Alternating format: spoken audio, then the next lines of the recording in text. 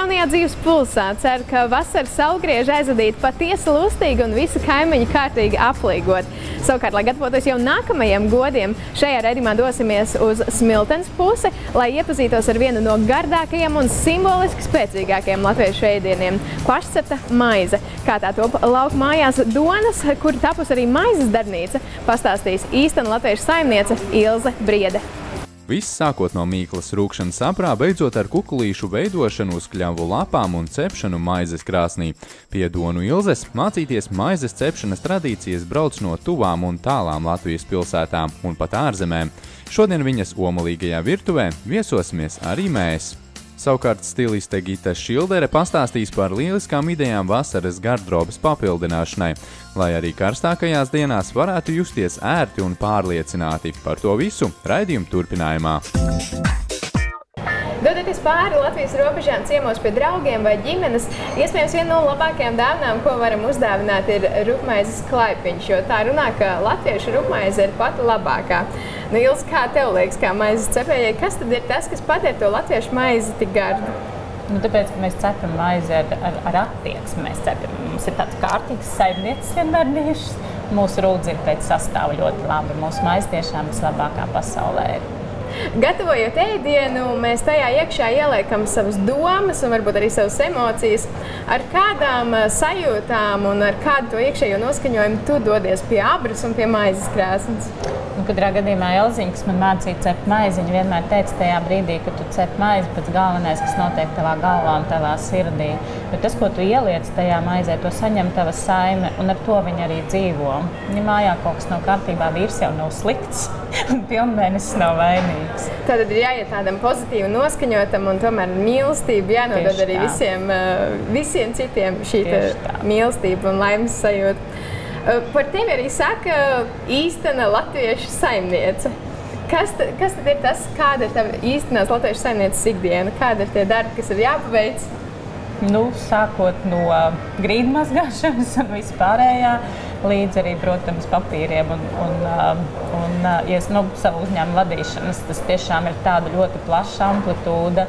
Un tu nevari šodien darīt tikai to, kas tev patīk. Tu esi pakārtots gan papīru lietām, gan komunikācija ar iestādēm un citiem cilvēkiem un citiem uzņēmumiem. Un arī tev pašam ir jāspēj izdarīt jebkurš darbs savā uzņēmumā, sākot no grīdu mazgāšanas vai maizes cepšanas vai vienalga, kas ir jādara, to tev arī jāmāk. Es uzskatu, ka vadītājam, jeb saimniecei ir jāspēj viss.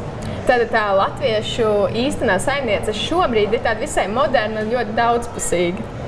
Jā, kā es saku, viņai jāmāk gan cūka nokaut un līdz pēdējai zarnai izstrādāt, ja galva latviešu saimniece nerok zemē.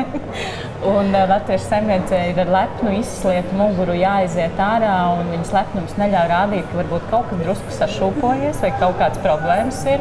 Un latviešu saimnieces lepnums neļauj citiem jaukties viņas darīšanās. Viņa pati ar visu tiek galā. Vēl paturpinot par latviešu saimnieces ikdienu, cik lielu daļu no tās aizņem garderobi? Jo raidījuma gaitā stiliste Gita Šildere, viņa gatavos arī 3 tēlus. Tad es domāju, kāda ir tava attieksme pret garderobi un cik ļoti tas ir būtisks aspekts saimniecei? Patiesībā ir tā, ka jāatzīstās, ka vēl kādus 2 gadus atpakaļ mana garderobe bija gandrīz nekāda, 2-3 varbūt. Un man tiešām likās, galvenais ir nomaksāt elektrības rēķinus, galvenais ir izdarīt visus darbus. Un man pat bija tā, ka es sāku domāt, es neatceros, kad es pēdējais lūpu krāsu nopirku, vai pat domāju, vai man vajag tās zeķu biks, varbūt tas ir lētākas.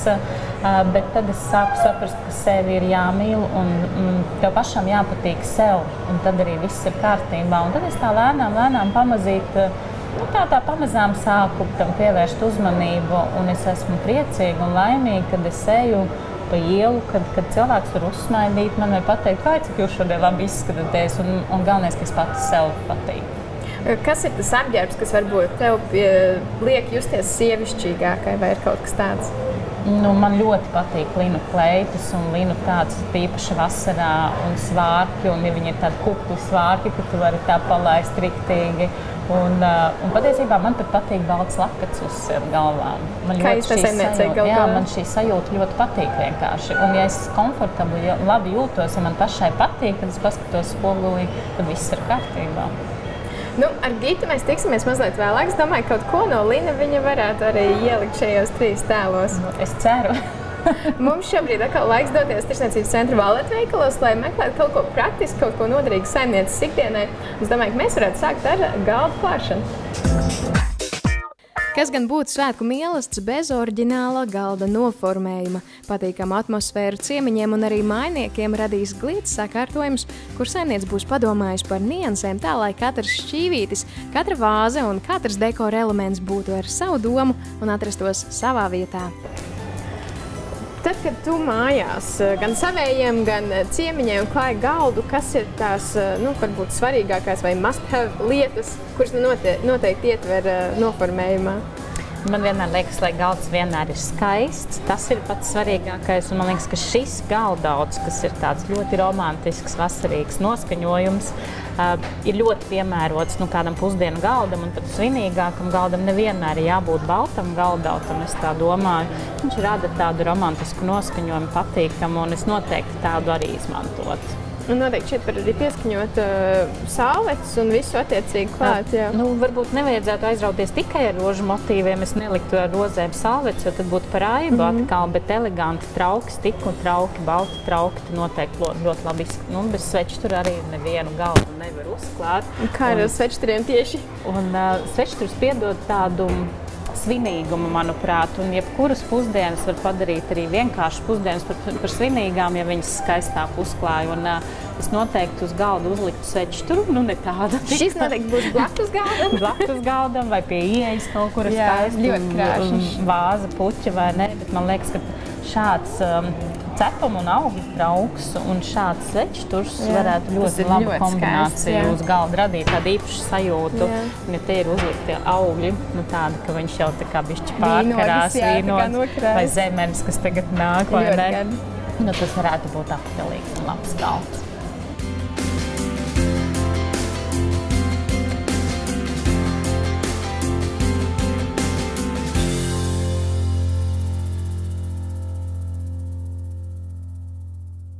Droši vien pie tevis, kā pie saimnieces, diezgan bieži brauc arī visa ģimene, un kādreiz arī sanāk, ka viņiem paliktu nakti galu galā, vai ne? Ciemiņi diezgan bieži mums brauc, un arī man pašai vienmēr liekas, ka tā gultceļa ir tomēr svarīga, jo tajā brīdī, kad tu aizēji un ievelies tajā gultā, tad gribas, lai tāds patīkama sajūta apkārt un lai ir skaists. Tāds mīļuma kokoniņš. Tā, jo tu pavadi vienu lielu daļu un ir svarīgi tajā brīdī tiešām sasmelties spēkus nākošai dienai. Un es pat mēģinu vienmēr, ja man ir gults pārklājs, tur, teiksim, ziemas laikā ir tāds, man bija tāds elektrozaļgani zils, tad man bija arī sveci tādu pati istabā, un tad es kaut kādu vēl sīkumiņu nolieku blakus, un tad es ienākot savā istabā, tad tā ir mana tāda saliņa, kur tad es atgūstu spēkus. Galu galā, tad mēs arī saskaņojam ne tikai to svētku galdu, bet tomēr, lai tā arī tā telpa un viss pārējais saskaņots, vai ne? Tu dzīvo to savu dzīvi daudz kaut kā kvalitatīvāk. Tu gan sevi sakārto apkārtni, gan iekšēji, gan to apģērbu, uzvelc to kleitu. Un tad, kad tu tā daudz maz mēģini sakārtot sevi tajās visās jomās, tad tiešām paliek vieglāk un skaistāk dzīvot. Sakārtot ne tikai telpu, bet sevi pašu. Ilze iesaka, ka arī sevi vajag paludināt, turklāt ar devu spontanitātes, jo nereti paši dvēselē vajadzīgākie pirkumi ir iepriekš neplānoti. Vai saimniecei būtu jāatrod arī laiks, lai sapucētu ne tikai māju, bet arī sevi? Protams, jo saimniecei jābūt gan skaistai, gan mīļai, gan labai, gan gudrai. Un tas arī dod tādu spēku un impulsu nākošai darba dienai, nākošam cēlienam.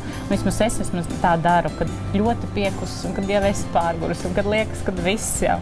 Tad es vienkārši aizslēdzu visu ciet paņemu līdzi naudas marku un braucu klīst pa veikalu. Un tas, kas iekrīt acīs, to es arī kaut ko sevi palutinu vienkārši. Viens, ka tev ir kaut kāda procedūra vai kaut kas tāds, vai vajadzīgs lietas tu pēc, bet vajag sevi palutināt un reizēm vajag vienkārši ieiet veikalā un kaut ko, kas iekrīt pretī.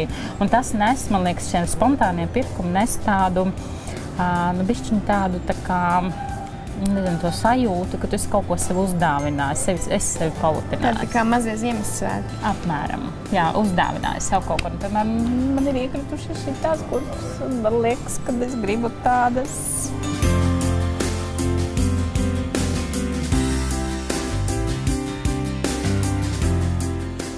Āpavi atrasti, atliek vien tērps. Ja neizdodas atrast tieši to, ko sirds kāro, laba alternatīva ir doties uz audumu veikalu un tērpu izstrādāt kopā ar šuvēju. Laikam jau audumu veikalā vienmēr var ļauties eksperimentiem un jaunām idejām, vai ne? Bet tam var ļauties, ja tev ir laba šuvēja. Kā ir tev ar šuvēju? Vai tev ir savu šuvēju? Man ir fantastiska šuvēja. Jau kādus 2 gadus man ir Anniņa, un Anniņa saprot mani, es saprotu viņu, un viņa man tādus tērpus šoja, ka tiešām. Un galvenais, ka tas ir lētāk nekā nopirkt smalkā veikalā. Bet droši vien ir svarīgi, lai cilvēks un šuvēji būtu uz viena viļņa, jo tieši tad rodas tās vislabākās idejas. Jā, tad saprot viens otru, jo tu paļaujies uz to šuvēju un viņš tev uzšoja, tā kā viņš uztver pasauli, tad, ja tu uztver tāpat, tad jums sanāk labs tērps kopā. Un tad es ieraudzīju šīs magonas, un es ieraudzīju sākumā to balto, un es domāju, tādu vasarīgu baltu kleitu vajadzētu skaistu, romantisku. Bet, lai būtu kaut kāds akcents, es pieļauju, ka es tur magonas gribētu. Bet es pieļauju, ka Anniņa man teiktu, liec tās magonas nost vēl smēķģības ārā. Jā, un es pieļauju, ka es paklausītu Anniņu šajā jautājumā. Jāklausa Anniņai, tas pavisam noteikti. Jāklausa savam šuvējam, galā. Jā, tāpat kā automehāniķim. Tieši tā.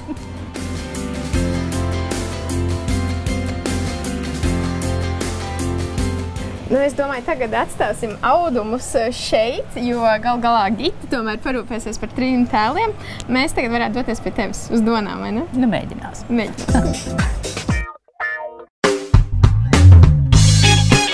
Gita Šildere, vizāžiste un stiliste, starptautisku skaistumkopšanas konkursu laureāte.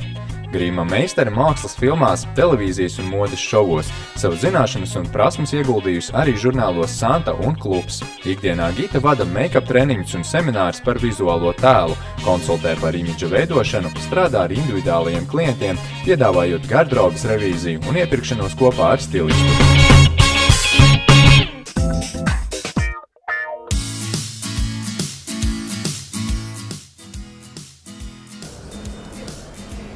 Vasara ir laiks, kad mēs cenšamies visi pasauļoties, vai dāmām un arī kungiem, kuriem nesanāk saulīti redzēt tik bieži, ieteikt izmantot paštonējošos krēmus. Noteikti tas ir vecs stereotips, ka viņi rada pleķainu ādu un ir neizteiksmīgi. Noteikti pirms tam noskrubējieties un lietojot gan ķermenim, gan sejai, būs lielisks iedegums visu cauri vasaru.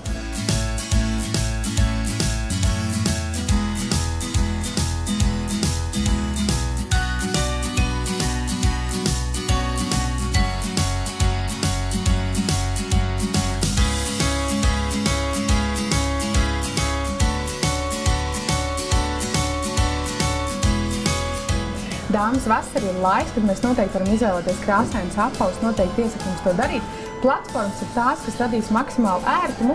Arī pie klasiska kostīma varat vilkt šādu te platformu, viņi būs ērtas, būs skaistas. Dāmām, kurām patīk būt stilīgām, šikām, iesaku šādus ar arī zaļganu nokrāsu un Swarovski tipa rotājumu. Zinu, ka Ilzē arī patīk šādas kurpes. Kādi apavi papildinās 3 tēlus un vai Gita tajos iekļaus arī kādu apģērbu no lina, ko iecienījusi Ilze, uzzināsim nedaudz vēlāk, jo šobrīd mērosim ceļu uz Smiltenes pusi, uz Donām.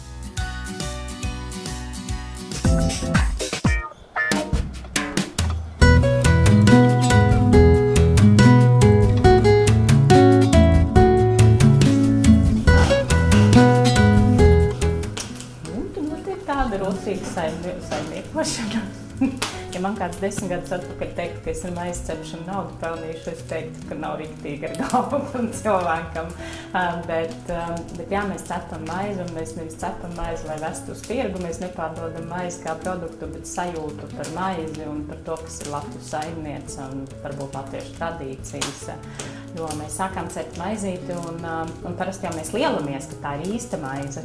Un tad cilvēki vienmēr prasa, ko nozīmē pa īstam cept maizi, un tad to nevar ar vārdiem izstāstīt. Tad ir jāsāk rādīt, un tad mēs arī ievedam visus savus ciemiņus šeit, viņi nonāk ķēķī, un viņi sajūt to īpašo sajūtu, ko nozīmē, jo kas ir krāsnes, kas ir mūrīts mūsu modernās omis, kuras dzīvo tādos dzīvokļos, un tādos vairs mazbērni nevar izbaudīt. Līdz ar to vecāki cilvēki nāk pēc sajūtām, pēc bērnības atmiņām, un jaunāki cilvēki nāk pēc piedzīvojuma gandrīz vai jāsaka, tāpēc, kad kas ir īsta krāsnes un tā krāsnes tāda rakšķēšana un dzīvīgums un mājīgums, to nevar neviens dators radīt.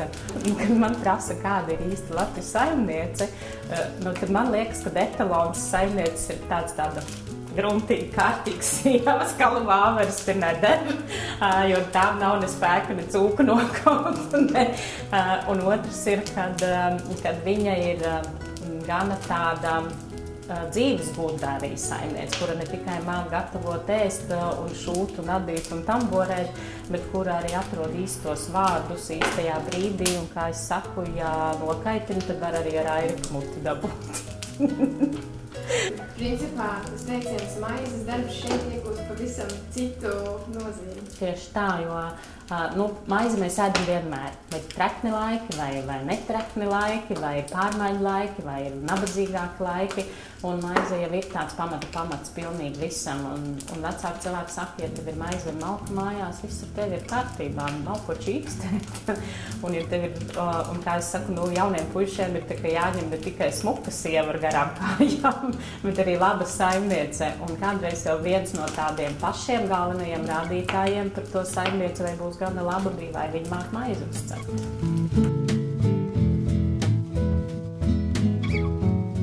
Tad, kad gatavoja maltīti godiem, vai tie bija salvieži, piemēram, Jāņa vai Pēteri, vai kāda jubileja, vai kāzu godi, vai ne, tad visus ēdienus taisīja īpaši un taisīja apaļas formas centās gatavot, jo saules simbolu mēģināja dzīvības simbolu visur iekšā likt, un tas... Tad kūkas bija apaļas, kliņģi ir apaļi, deses luņķis sasēja apaļus uz godiem un lika uz galdu, un arī maizi cepa apaļu. Un saka, jo apaļāks, jo labāks. un tad ikdienā cepa garenos saimnes kukuļus. Un tā kukuļa izmērs bija apmēram tāds standarts 3 kg, tā kā jaundzimis bērns, 3 kg un 50 cm garš apmēram. Un savukārt, tad, kad godiem gatavojās, tad bija goda kukuļi, jeb apaļie kukuļi. Un tas bija ēdiena gatavošana uz godiem, tas bija gandrīz tā kā rituāls. Tas nebija tikai tāpat, kā mums ir uz svētkiem rituāli dejas un attīrīšanās dejas un visādas, vai ne?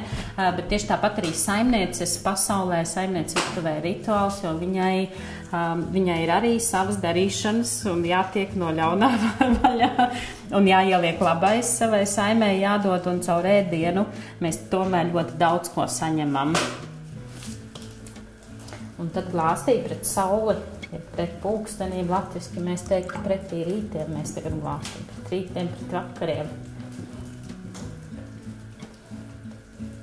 Un tad, kad glāsta pret sauli, tad savelk visu slikto, kas ap mums ir noticies, un ieglāsta vakardienā.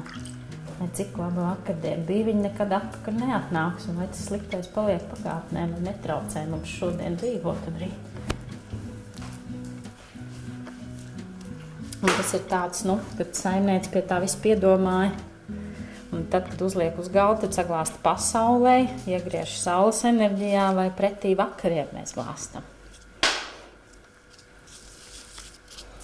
Un tad ieliek rievas. Jaunas meitas liek tik daudz rievas, cik bērnus gribētu, tā var zīlēt. Kad izņem ārā, tad saskaita, cik ir palikušas rievas. Un uz pirmā kukuļa, ja uz goda kukuļiem lika arī mūsu īpašās zīmes dažādas, jo tās zīmes, paldies Dievam, mēs jau zinām un saprotam, kā viņas jālieto. Bet uz pirmā kukuļa vienmēr saimniece lika Māras krustu, jo Māra ir dieviete, kas saimniecei palīdza, lai mājā viss labticībā, saticībā, pārticībā būtu. Un es arī gribu, lai man viss ir kārtībā. Un tad pirmā līnija ir ūdens līnija, un otra ir uguns, jeb saules līnija. Šīs ir divas vissvarīgākās lietas, lai mēs spētu dzīvot vispār. Un tad liek dubult krustu un klusībā saimniece saka, lai pietiek saimei, lai pietiek bērniem, lai pietiek nabagiem un lai pietiek mums pašiem. Un svarīgi ir nevis daudz naudas vai mantas, bet lai man pietiek tik, cik man vajag. Daudz naudas grūti gulēt, vēl ka nozaks. Un varbūt, kad šī tradīcija arī mums drusciņi izzūd, jo mēs maz varbūt gatavojam kopā ar vedeklām, ar mazmeitām, ar visu. Un man liekas, ka nekas skaistāks nevar būt, kā gatavojoties kādiem godiem, ka visas sievas sanāk ķēķī un pačelo un parunā un pavelk vienu otru uz zoba un pagatavo. Un tas rada tādu gan gudrības nodošanu viens no otra, gan arī to pareizo sajūtu ģimenē un arī tādu komandas sajūtu varbūt. Man liekas, ka tas ļoti, ļoti ir vajadzīgs.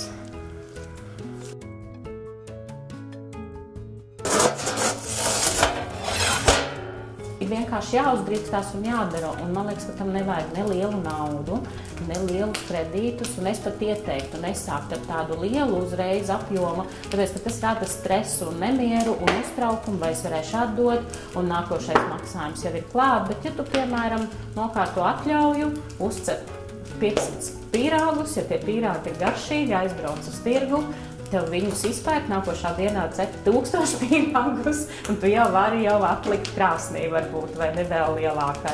Un pats galvenais, lai tie pīrāgi ir labi, un lai viņi ir no sirds gatavot, lai godīgi tiek gatavot, un tā kā pašam garšo. Nevis tā kā vairāk, vai tā kā lētāk, bet lai tev pašam garšo. Vienalga, kurā lietā, manuprāt, tas tā ir.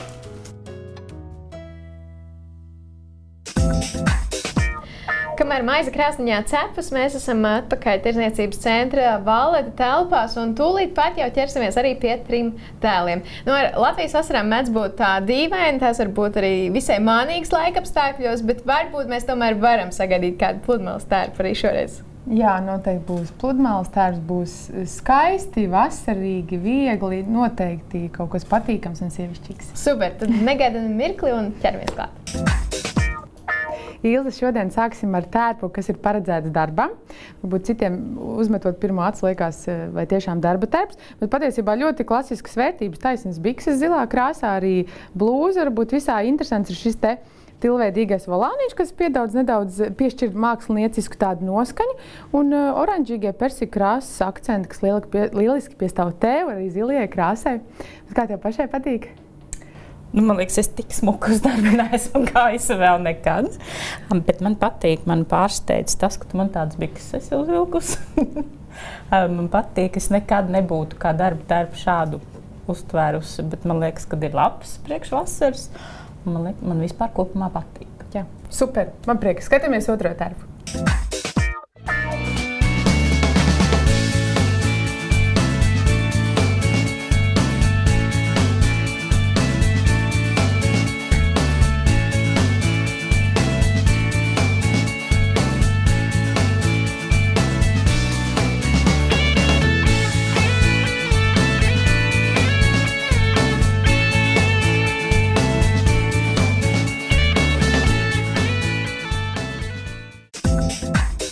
Ilze, šis tērps paredzēts konkrētam gadījumam, Unguru muižas svētkiem.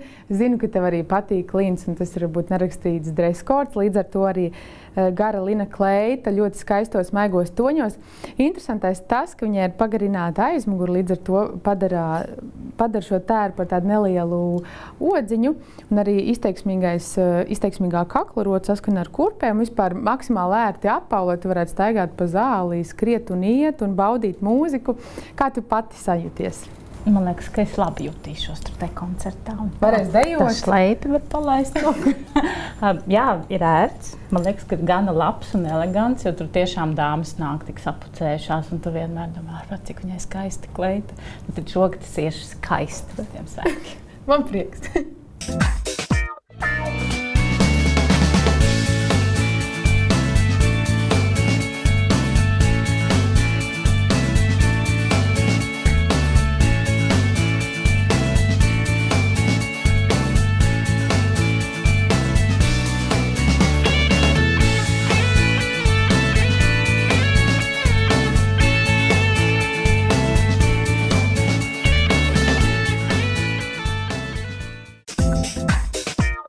Ilze, es ceru, ka arī tev sanāks šovasar pasauļoties un aizbraukt uz jūru, jo šis noteikti ir tērps, ar kuru doties vasaras pastaigās, arī iet uz kafēnīcu, braukt uz jūru ļoti brīvi, viegli. Galvenais, lai trikotāžu kokvilnas audums, un starp citu arī svārks vēl nesētu kā kleitu, novelkot topu, pavelkot uz augšu.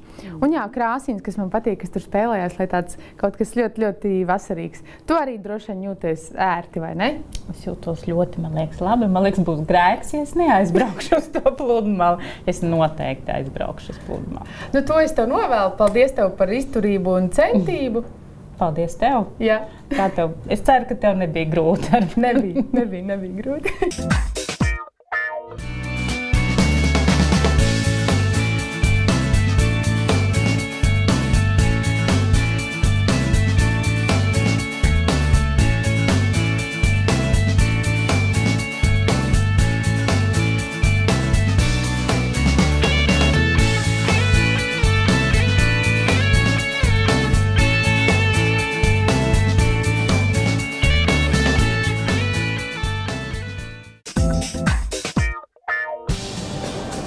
Vēl uz dāvanmaisiņš ir papildināts, un tagad laiks to nodot gādīgās rokās.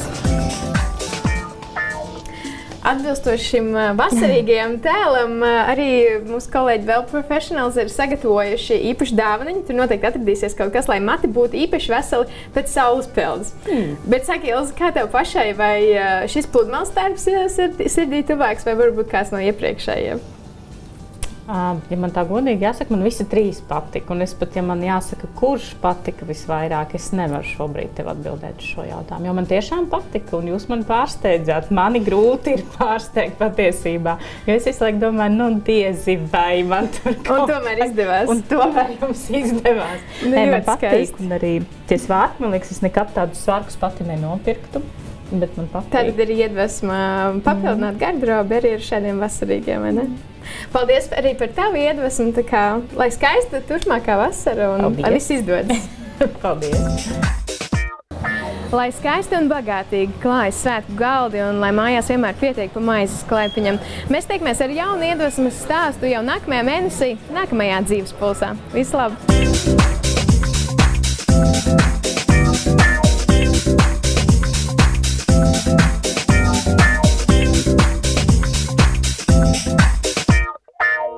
Raidījumu atbalsta Well Professionals.